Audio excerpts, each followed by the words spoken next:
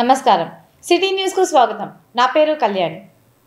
సమాజంలో కుల, వర్ణ, లింగ వివక్షతను వ్యతిరేకించి సమాజం కోసం పోరాడిన అభ్యుదయవాది మహాత్మా బసవేశ్వరుడు అని జిల్లా కలెక్టర్ రంజిత్ భాషా అన్నారు. ఈ మేరకు నగరంలోని జిల్లా కలెక్టరేట్లో బసవేశ్వర 892వ జయంతిని పురస్కరించుకొని ఆయన చిత్రపటానికి జిల్లా కలెక్టర్ పూలమాల వేసి నివాళులర్పించారు. మహాత్మా శ్రీ బసవేశ్వర 892వ జయంతిని పురస్కరించుకుని నగరంలోని జిల్లా కలెక్టరేట్ కాన్ఫరెన్స్ హాల్లో జిల్లా యువజన సంక్షేమ శాఖ సెట్కూర్ ఆధ్వర్యంలో నిర్వహించిన కార్యక్రమంలో మహాత్మా శ్రీ బసవేశ్వర చిత్రపటానికి జిల్లా కలెక్టర్ రంజిత్ భాషా, వీరశైవ జంగమ సంఘాల నాయకులు పూలమాల వేసి నివాళులు అర్పించారు. ఈ సందర్భంగా జిల్లా కలెక్టర్ మాట్లాడుతూ మహాత్మా బసవేశ్వరుడు తన వచన సాహిత్యంతో అభ్యుదయ భావాలతో ప్రజలందరినీ కులమతాలకు అతీతంగా ఏకం చేసిన మహనీయుడు అని కొనియాడారు. 12వ శతాబ్దంలో కర్ణాటకలో జన్మించిన బసవేశ్వరునికి ఆ రోజుల్లోనే మనుషులంతా ఒక్కటే, అందరూ సమానం అనే ఆలోచనలు ఉండటం చాలా గొప్ప విషయమని కలెక్టర్ పేర్కొన్నారు. వారి ఆశయాలను ప్రతి ఒక్కరూ పాటించి సమాజం వైపు తీసుకువెళ్లాల్సిన బాధ్యత అందరిపై ఉందని అన్నారు. 12వ శతాబ్దంలో కర్ణాటక దేశాన్ని పాలించిన బిజ్జలుని కొలువులో చిన్న స్థాయి ఉద్యోగిగా చేరి గొప్ప పదవులను పొంది ఖ్యాతి చెందాడని తెలిపారు. ప్రతిరోజు దాదాపు 2 లక్షల మందికి భోజనం పెట్టి తర్వాత భోజనం చేసేవారని, తన ఉపదేశాలతో కర్ణాటక, ఆంధ్రప్రదేశ్, సౌత్ ఇండియాలోని ఒక దేవునిగా పూజించబడుతున్నారని అన్నారు. సాహిత్యపరంగా కూడా బసవేశ్వరుని వచనాలకు చక్కని గౌరవం లభించిందని కలెక్టర్ పేర్కొన్నారు. కర్నూలు నగరంలో మహాత్మా బసవేశ్వరుని పేరుతో ఒక సర్కిల్ ఏర్పాటు చేయాలని నిర్ణయించడం హర్షించదగ్గ విషయమని కలెక్టర్ తెలిపారు. ఈ కార్యక్రమంలో సెట్కూర్ సీఈఓ డాక్టర్ వేణుగోపాల్, వీరశైవ ఐక్య సంఘం అధ్యక్షులు ఏజీ మల్లికార్జునప్ప, ప్రధాన కార్యదర్శి చంద్రశేఖరప్ప, సంఘ సభ్యులు విశ్వేశ్వరయ్య, శివరాజ్, యాగంటయ్య, శెట్టి వీరశేఖరప్ప, యాగంటి ఈశ్వర్, మల్లికార్జునయ్య, వీరశైవ జంగమ సంఘాల నాయకులు తదితరులు పాల్గొన్నారు. 1134లో జన్మించినటువంటి మహాత్ముడి గురించి ఒకసారి బ్రదర్ ఒకసారి చెప్పినట్టుగా చూస్తే అసలు 11వ శతాబ్దంలో ఆ విధమైన ఆలోచన ఒక గొప్ప వ్యక్తి ఉండడం డెఫినెట్గా ఆ భావాలు అలాగే ఇప్పటిదాకా కంటిన్యూ అయి ఉంటే ఈ సమాజం డెఫినెట్గా వేరే విధంగా ఉండేదని.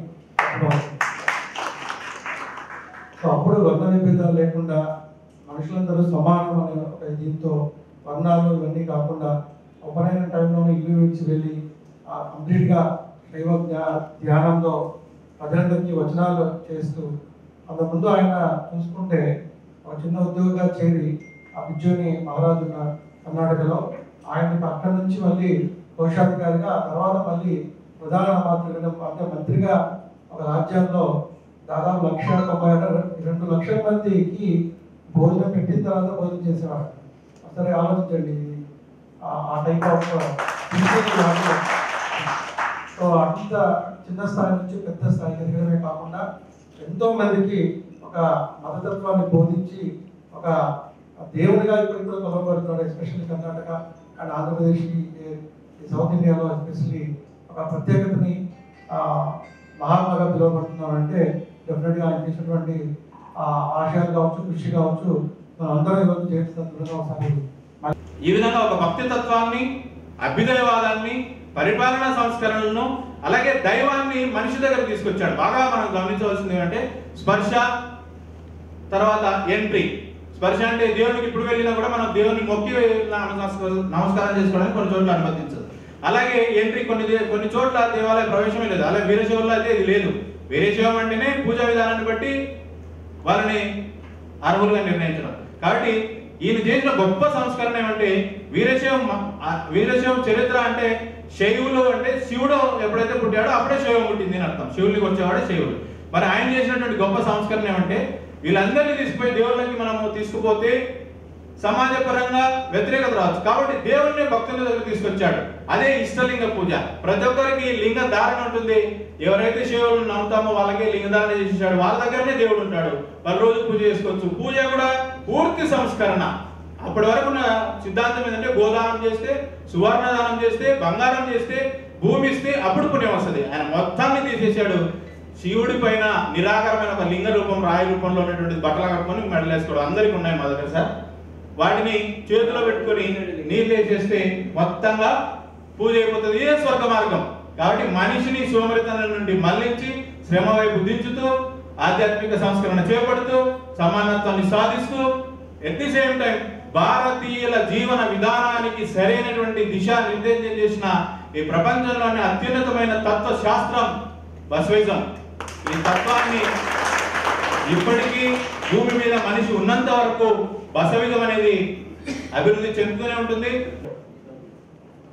లింగ ధర్మాన్ని స్వీకరించి లింగ ధర్మాన్ని విశేషంగా ప్రచారం చేసి కర్ణాటక, మహారాష్ట్ర, ఆంధ్రప్రదేశ్ అంటే ఉమ్మడి ఆంధ్రప్రదేశ్, ఇప్పటి ఆంధ్రప్రదేశ్, తెలంగాణ, తమిళనాడు రాష్ట్రాల్లో అలాగే కేరళ రాష్ట్రంలో కూడా వీరశైవం కోసం బాగుంది. అటువంటి మహనీయుడి 12 శతాబ్దాలకు వచ్చినప్పటికీ ఆ రోజు ఎటువంటి మీడియా లేదు, అయినప్పటికీ ఇప్పటి వరకు కూడా గుర్తున్నాడంటే ఆయన చేసిన సమాజ సేవా కృషి ఎంతతో మనం అర్థం చేసుకుంటాం. మహాత్మా బసవేశ్వరుల వారు ఒక చరిత్రకారుడు కార్ల్ మార్క్స్ గారు ఏమంటారంటే ఆయనను ఇప్పుడు ఏదో కమ్యూనిస్టు ఇప్పుడు మనకు 18, 19 శతాబ్దాలు అంటే ఆయన 12వ శతాబ్దంలో కమ్యూనిస్టుగా అభివర్ణించారు కార్ల్ మార్క్స్ గారు ప్రముఖ చరిత్రకారుడు. అటువంటి మహనీయుని జయంతిని ఈరోజు మన రాష్ట్ర ప్రభుత్వం అధికారికంగా చాలా గౌరవప్రదమైన స్థాయిలో ఈరోజు జిల్లా కలెక్టర్ గారి కాన్ఫరెన్స్ హాల్ నిర్వహించడం మనకందరికీ చాలా సంతోషించదగ్గ విషయం. మహాత్మా బసవేశ్వరుల వారిని ఆయన ఒక గురువు కాదు, మనం యాక్చువల్గా మన బసవేశ్వరుల వారి గురువు జాతవేద మునివర్యులు ఆయన సశరీరంతో కైలాసానికి వెళ్ళేవారు. ఆ సమయంలో ఆయన కైలాసానికి వెళ్ళినప్పుడు అక్కడ నందీశ్వరులు లేరు. ఆ నందీశ్వరుడే మన సమాజ ఉద్ధరణకు భూలోకానికి వచ్చాడని ఇప్పటికీ కర్ణాటక వాసులందరూ కూడా ఆయన గురువుగా కాదు దైవంగా భావిస్తారు. అటువంటి దైవాన్ని మనం స్మరించుకుంటూ ఇంత గొప్పగా మహాత్మా బసవేశ్వరుల వారి తత్వాన్ని ఇంకా ముందుకు తీసుకెళ్లాలని మన ప్రభుత్వం అధికారికంగా నిర్వహించడం చాలా సంతోషించిన విషయం. మనకు శుభదినం. ఈ బసవేశ్వర జయంతి అధికారికంగా జరగడం మొట్టమొదటిసారి. మరి బసవేశ్వర సర్కిల్ కూడా మనకు 3 days ముందే అక్కడ మున్సిపల్ కార్పొరేషన్లో తీర్మానం చేసి తెచ్చుకోవడానికి పర్మిషన్ ఇచ్చినందుకు మరి కలెక్టర్ గారికి, మరి టీడీ భరత్ గారికి, మినిస్టర్ గారికి మరి కూడా మా వీరశైవుల తరఫున ధన్యవాదాలు తెలుపుకుంటూ మరి ముఖ్యంగా బసవన్న మరి కుల మత భేదము లేకుండా ఊరు వాడ తిరుగుతూ ఎవరైతే శివుణ్ణి పూజిస్తున్నారో వాళ్ళంతా కూడా వీరశైవులే అని చాటి చెప్పిన వ్యక్తి బసవన్న. అంతేకాకుండా కలెక్టర్ గారికి చిన్న విన్నపం కూడా, కర్ణాటకలో వచ్చేసి బసవేశ్వర జయంతిని సెలవు దినంగా గవర్నమెంట్ ప్రకటించింది. మన ఆంధ్ర రాష్ట్రం కూడా సెలవు దినంగా ప్రకటించి బసవేశ్వరుడికి మన తరఫున నివాళులు అర్పించాలని సమాపంగా కోరుతూ నగరంలోని బంగారుపేట సర్కిల్ ను బసవేశ్వర స్వామి సర్కిల్ గా నామకరణం చేసేందుకు సహకరించిన రాష్ట్ర మంత్రి టీజీ భరత్ కు రుణపడి ఉంటామని వీరశైవ ఐక్య వైదిక నాయకులు మల్లికార్జునయ్య, చంద్రశేఖరప్ప అన్నారు. ఈ మేరకు మహాత్మా బసవేశ్వర జయంతిని పురస్కరించుకొని బంగారుపేట సర్కిల్ ను బసవేశ్వర సర్కిల్ గా నామకరణం చేస్తూ పూజా కార్యక్రమం నిర్వహించారు. నగరంలోని బంగారుపేట సర్కిల్ను మహాత్మా బసవేశ్వర స్వామి సర్కిల్గా నామకరణం చేస్తూ ఈరోజు వీరశైవ ఐక్యవేదిక ఆధ్వర్యంలో పూజా కార్యక్రమాన్ని నిర్వహించారు. ఈ సందర్భంగా మహాత్మా బసవేశ్వర స్వామి 894వ జయంతిని పురస్కరించుకుని ఆయన చిత్రపటానికి పూలమాల వేసి నివాళులు అర్పించారు. ఈ సందర్భంగా జరిగిన కార్యక్రమంలో వీరశైవ ఐక్యవేదిక అధ్యక్షుడు మల్లికార్జునప్ప, ప్రధాన కార్యదర్శి చంద్రశేఖరప్ప, సంఘ సభ్యులు విశ్వేశ్వరయ్య, శివరాజ్ యాగంటయ్య, శెట్టి వీరశేఖరప్ప, యాగంటి ఈశ్వర్, మల్లికార్జున తదితరులు పాల్గొన్నారు. ఈ సందర్భంగా వారు మాట్లాడుతూ తమ విజ్ఞప్తిని మన్నించి రాష్ట్ర మంత్రి టీజీ భరత్ సూచన మేరకు బంగారుపేట సర్కిల్ను శ్రీ బసవేశ్వర స్వామి సర్కిల్గా నామకరణం చేసేందుకు నగరపాలక సంస్థ తీర్మానం చేయడం ఆనందంగా ఉందని చెప్పారు. గతంలో ఇచ్చిన హామీ మేరకు రాష్ట్ర మంత్రి టీజీ భరత్ వీరశైవుల కోరికలను నెరవేరుస్తున్నారని ఆయనకు ధన్యవాదాలు తెలిపారు. మహాత్మా బసవేశ్వర స్వామి 12వ శతాబ్దంలోనే కుల వివక్ష నిర్మూలనకు ఎంతో కృషి చేశారని చెప్పారు. బ్రాహ్మణ సామాజిక వర్గంలో జన్మించినప్పటికీ ఆయన వీరశైవునిగా మారి సామాజిక సేవా కార్యక్రమాలు నిర్వహించారని చెప్పారు. బసవేశ్వర స్వామి ఆశయ సాధనకు వీరశైవ ఐక్యవేదిక నిరంతరం పాటుపడుతుందని తెలిపారు. ఆంధ్రప్రదేశ్, కర్ణాటక రాష్ట్రాలతో పాటు దక్షిణ భారతదేశంలో ఆయన ఒక దేవునిగా పూజింపబడుతున్నారని వివరించారు. వారి 894వ జయంతి సందర్భంగా మన కర్నూలు నగరంలో కర్నూలు నగర కార్పొరేషన్లో బంగారుపేట వద్ద గల సర్కిల్కు బసవ సర్కిల్గా నామకరణం చేస్తూ ఈరోజు వారు మాకు తీర్మానం చేసి అనుమతి ఇవ్వడం జరిగింది. మా వీరశైవుల తరపున కార్పొరేషన్ కౌన్సిల్ సభ్యులందరికీ మరియు ముఖ్యంగా శ్రీ టీజీ భరత్ గారు మాకు ఈ యొక్క బసవ సర్కిల్ రావడానికి ఎంతో కృషి చేసి అన్ని సహాయ సహకారాలు అందించారు. కాబట్టి శ్రీ టీజీ భరత్ గారికి మేము మా వీరసేవ ఐక్యవేదిక తరపున కృతజ్ఞతలు తెలియజేస్తున్నాము. మహాత్మా బసవేశ్వర్ల వారు 12వ శతాబ్దంలోనే కుల వివక్ష నిర్మూలనకు కృషి చేసినటువంటి గొప్ప మహనీయుడు. అంతేగాక తన బ్రాహ్మణ కుటుంబంలో జన్మించినప్పటికీ ఒడుగును తిరస్కరించి లింగధారణను చేసుకొని 12వ శతాబ్దంలో కుల వివక్ష మరియు సామ్యవాద సిద్ధాంతాలతో ప్రజాస్వామ్య వ్యవస్థను నెలకొల్పినటువంటి గొప్ప మహనీయుడు. అటువంటి మహనీయుని స్మరించుకోవడం ఎంతో ఈరోజు సుదినం. అలాగే ప్రభుత్వం కూడా అధికారికంగా మహాత్మా బసవేశ్వర జయంతిని ప్రకటించింది. వీరసేవులు అందరి తరపున కూడా మహాత్మా బసవేశ్వర జయంతిని అధికారికంగా ప్రకటించినందుకు ప్రభుత్వానికి కూడా మేము కృతజ్ఞతలు తెలియజేస్తున్నాం. ఈరోజు బసవేశ్వర జయంతి సందర్భంగా అందరికీ శుభాకాంక్షలు. బసవేశ్వరుడు 11వ శతాబ్దంలో జన్మించి కూడా ఆయన అప్పట్లోనే కుల వివక్ష లేకుండా కుల మత రహిత సమాజ నిర్మాణం కోసం పాటుపడిన వ్యక్తి. ఆయన్ను స్మరించుకోవడం వీరశైవులకే కాదు దేశమంతా ప్రపంచమంతా కూడా ఒక సబబని నా ఉద్దేశము. ఎందుకంటే ఆయన ధర్మం అనేది ప్రపంచమంతా నడుచుకుంటే ఈరోజు ఈ శాంతి భద్రత సమస్యలు కూడా రావు. అట్లాగే ఈ బంగారుపేట శ్రీరామ టాకీస్ సర్కిల్ని బసవ సర్కిల్గా మున్సిపాలిటీ తీర్మానం చేసింది మన కౌన్సిల్లో. దీనికి ముఖ్యంగా మా ప్రియ నాయకుడు మా టీజీ భరత్ గారి సపోర్ట్ మాకు చాలా దొరికింది. ఆయన సపోర్ట్తోనే ఇది సాధ్యమైంది. కాబట్టి ఆయనకు మా వీరశైవుల తరపున నా తరపున వీరశైవ సాధికారక సమితి తెలుగుదేశం పార్టీ తరపున నా ధన్యవాదాలు కృతజ్ఞతలు. అట్లాగే మావి మరిన్ని కోరికలు ఉన్నాయి ఆయనకు విన్నవించడం జరిగింది. ఇవి కూడా అన్నీ సాకారం అవుతాయని ఆయన నాయకత్వంలో మా వీరశైవుల అభ్యున్నతే కాకుండా కర్నూలు అభ్యున్నతి కూడా చాలా స్పీడ్గా జరుగుతుంది. ఆంధ్ర రాష్ట్ర అభ్యున్నతి కూడా జరుగుతుంది. కాబట్టి ఆయనకు బసవేశ్వరుని దీవెనలు అట్లాగే ఆ పరమేశ్వరుని దీవెనలు మెండుగా ఉండాలని మనస్ఫూర్తిగా కోరుకుంటున్నా. తమ న్యాయమైన డిమాండ్లను పరిష్కరించేందుకు ప్రభుత్వం చర్యలు తీసుకోవాలని ఆయుష్మాన్ భారత్ ఉద్యోగులు కోరారు. ఈ మేరకు నగరంలోని జిల్లా కలెక్టర్ కార్యాలయం వద్ద తమ డిమాండ్ల సాధన కోసం వారు 2వ రోజు నిరసన కార్యక్రమాన్ని నిర్వహించారు. తమ సమస్యలను పరిష్కరించాలని కోరుతూ ఆయుష్మాన్ ఆరోగ్య మందిర్ సిబ్బంది నగరంలోని జిల్లా కలెక్టర్ కార్యాలయం వద్ద 2వ రోజు మోకాళ్లపై నిల్చుని నిరసన కార్యక్రమాన్ని నిర్వహించారు. ఈ సందర్భంగా వారు మాట్లాడుతూ ఆయుష్మాన్ భారత్ నిబంధన మేరకు సిబ్బందికి ఉద్యోగ భద్రత కల్పించాలని కోరారు. అలాగే SHM ఉద్యోగులతో సమానంగా 23% వేతన సవరణ చేయాలని కోరారు. పని ఆధారిత ప్రోత్సాహకాలను క్రమబద్ధీకరించాలని సూచించారు. అలాగే EPFను పునరుద్ధరించాలని, అద్దె బకాయిలను వెంటనే చెల్లించాలని డిమాండ్ చేశారు. అలాగే తమకు నిర్దిష్టమైన జాబ్ చార్టును అందించాలని సూచించారు. గవర్నమెంట్ మాకు సహాయం చేయాలని మేము కోరికల్లాగా కాకుండా ఇవన్నీ మా హక్కుల్లాగా అడుగుతున్నాము. ఇవన్నీ బేసిక్ హక్కులండి. ఇవన్నీ దూర ప్రాంతాల నుంచి ఎంతో కష్టపడుతున్నాము. మాకు ఏదైతే ఉందో మా విన్నపాలు అవన్నీ గవర్నమెంట్ ఖచ్చితంగా వినాలని మాత్రమే మేము కోరుకుంటున్నాము. ఇంకా మేము విధేయతలుగా మేము అడుగుతున్నాము. ఇప్పటికీ దీన్ని ఇంకా ప్రొసీడ్ కాకుండా గవర్నమెంట్ ఇప్పటికన్నా మాకు సహాయం చేయాలని కోరుకుంటున్నాము. మా డిమాండ్స్ అన్ని ఇవి చాలా పెద్ద కోరికలు అయితే కావండి. ఇవన్నీ మా డిమాండ్స్ గవర్నమెంట్ ఏదైతే మాకు సెంట్రల్ ఏదైతే అప్పచెప్పిందో వాటినే మేము అడుగుతున్నాము. ఫస్ట్ వచ్చేసి ఆయుష్మాన్ నిబంధన ప్రకారము మాకు CHOకి రెగ్యులర్ కల్పించాలని, ఎవరికైతే 6 years కంప్లీట్ అయిందో వాళ్ళందరికీ 6 years కంప్లీట్ అయిన వాళ్ళందరికీ రెగ్యులరైజేషన్ చేయాలని కోరుతున్నాము. తర్వాత FRS నుంచి మాకు మినహాయింపు కల్పించాలని కోరుతున్నాము. ఇంకొకటి 23% హైక్ని మేము కోరుతున్నాము. దీంట్లో మేము ఎన్ని రోజులు ధర్నా చేసినటువంటి వాళ్ళు ఎవరు కూడా మమ్మల్ని పట్టించుకోవట్లేదండి. దయవుంచి మమ్మల్ని కొంచెం కనికరించండి. మేమేం గొంతెమ్మ కోరికలు కోరడం లేదు, మా హక్కులనే అడుగుతున్నాం. ఏదైతే NHM ప్రకారం నిబంధనల్లో ఆయుష్మాన్ ఆరోగ్య మందిర్ ప్రకారం ఏ నిబంధనలే ఇచ్చామో ఆ నిబంధనల ప్రకారమే మేము అడుగుతున్నాం అంతే తప్ప మేమేం ఎక్కువగా అడగడం లేదు.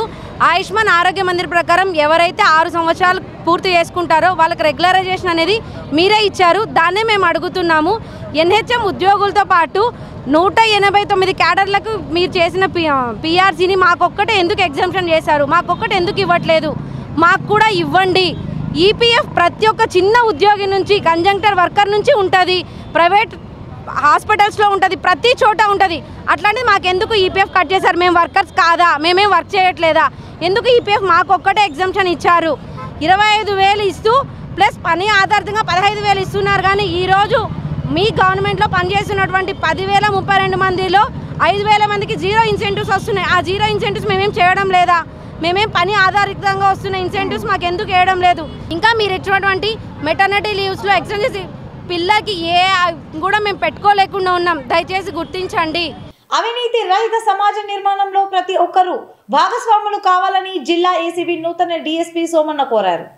ఈ మేరకు నగరంలోని ఏసీబీ కార్యాలయంలో నూతన డీఎస్పీగా ఆయన ఉద్యోగ బాధ్యతలు స్వీకరించారు. అవినీతి నిరోధక శాఖ డీఎస్పీగా సోమన్న తన కార్యాలయంలో ఉద్యోగ బాధ్యతలను స్వీకరించారు. ఈ సందర్భంగా ఆయన మీడియాతో మాట్లాడుతూ జిల్లాలో అవినీతి నిరోధక శాఖ డీఎస్పీగా బాధ్యతలు స్వీకరించడం సంతోషంగా ఉందని చెప్పారు. తాను ఇదే జిల్లాలో ఎస్ఐగా, సిఐగా, ఆదోని డీఎస్పీగా పోలీసు శాఖలో విధులు నిర్వహించానని తెలిపారు. జిల్లాలో అవినీతిని నిర్మూలించేందుకు శక్తివంచన లేకుండా కృషి చేస్తానని చెప్పారు.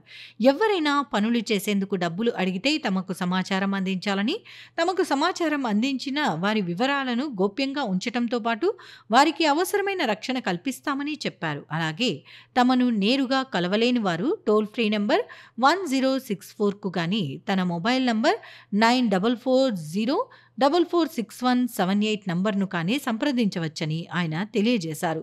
అవినీతి రహిత సమాజ నిర్మాణంలో ప్రతి ఒక్కరూ భాగస్వాములు కావాలని అవినీతి నిరోధక శాఖ నూతన డీఎస్పీ సోమన్న ప్రజలకు విజ్ఞప్తి చేశారు. నేను ఈరోజు కర్నూలు ఏసీబీ డిఎస్పీగా ఛార్జ్ తీసుకున్నాను. అంటే director general of police DG గారి ఉత్తర్వుల మేరకు ఇక్కడ పోస్టింగ్ చేయడం జరిగింది కాబట్టి ఏసీబీ డిఎస్పీగా ఛార్జ్ తీసుకున్నాను. తర్వాత ఇంతకుముందు నేను ఈ కర్నూలు జిల్లాలోనే పనిచేసినాను. ఎస్ఐ కానీ సిఐ కానీ కూడా పనిచేసినాను. తర్వాత ఆదోని డిఎస్పీ కూడా పనిచేసిన తర్వాత ఇక్కడికి వచ్చిన తర్వాత ఏసీబీ ఇది కొత్త విధులు. ఈ సందర్భంగా తెలియడం ఏమంటే ఈ అవినీతి అనేది ర్యాంపెట్గా ఉంది. దీన్ని కంట్రోల్ చేయాలనే ఉద్దేశంతో డబ్బు ఎవరైనా డిమాండ్ చేస్తే మాకు ఏసీబీ వాళ్ళకి చెప్పితే మేము ఖచ్చితంగా యాక్షన్ తీసుకుంటాము. తర్వాత డిమాండ్ చేసే వాళ్ళపైన ఖచ్చితంగా చర్య ఉంటుంది. మరియు కంప్లైంట్ల పైన వాళ్ళ పేర్లు బయటకు రాకోకుండా వాళ్ళకి ఫుల్ ప్రొటెక్షన్ ఉంటుంది. వాళ్ళు నిర్భయంగా మాకు వచ్చి చేయొచ్చు. వాళ్ళపై వాళ్ళని సీక్రసీ మెయింటైన్ చేస్తాము. తర్వాత ఇంకా మా దగ్గరికి రాకపోయినా కూడా ఒకవేళ టోల్ ఫ్రీ నంబర్ ఉంది 1064 అనేది టోల్ ఫ్రీ నంబరు. ఇంతకుముందు వేరే నంబర్ ఉంది, అది మారింది, రీసెంట్గా మారింది. ఇది పూర్తి ప్రచారంలో లేదు. ఇది కూడా ప్రచారం చేయడానికి కోసము పాంప్లెట్లన్నీ పంచుతున్నాము. ఇప్పుడు వచ్చింది పాంప్లెట్లు తయారు చేసి. సింహాచలం అప్పన్నస్వామి ఆలయ ప్రహరీ గోడ కూలి 8 మంది అమాయక భక్తులు చనిపోయిన సంఘటనను రాజకీయం చేయడం వైసీపీ నాయకులకు తగదని టీడీపీ నాయకుడు జేమ్స్ అన్నారు. ఇలాంటి సమయంలో ప్రతిపక్ష పార్టీ అయినా అధికార పక్ష పార్టీ అయినా బాధితులను ఆదుకునేందుకు అవసరమైన చర్యలు తీసుకోవాలని ఆయన సూచించారు. ప్రమాదాలు జరిగినప్పుడు, ప్రజలు ప్రాణాలు కోల్పోయినప్పుడు అధికార పక్షం కానీ లేదా ప్రతిపక్ష నాయకులు కానీ ప్రజల పట్ల సానుభూతి వ్యక్తం చేయాలి. అదేవిధంగా ప్రాణాలు కోల్పోయినటువంటి కుటుంబాలకు సంబంధించినటువంటి వ్యక్తులు ఎవరైతే ఉంటారో వారికి ఎంతో కొంత అండగా నిలిచేటువంటి ప్రయత్నం చేయాల్సినటువంటి అవసరం ఉంది అని చెప్పేసి ఈ సందర్భంగా మేము తెలియజేస్తూ ఉన్నాం.